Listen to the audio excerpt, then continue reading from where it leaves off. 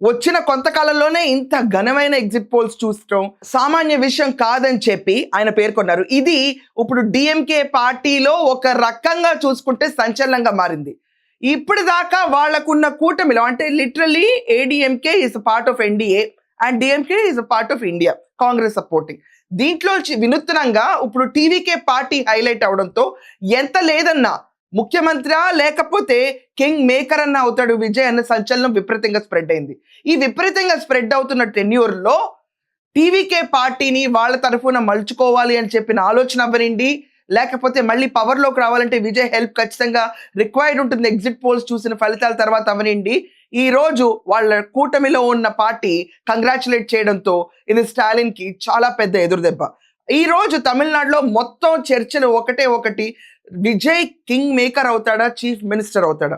ఈ రెండు తప్ప విజయ్ పార్టీకి సింగిల్ డిజిట్ లో ఉంటాయని చెప్పి ఎవరు ఒప్పుకోవట్లేదు.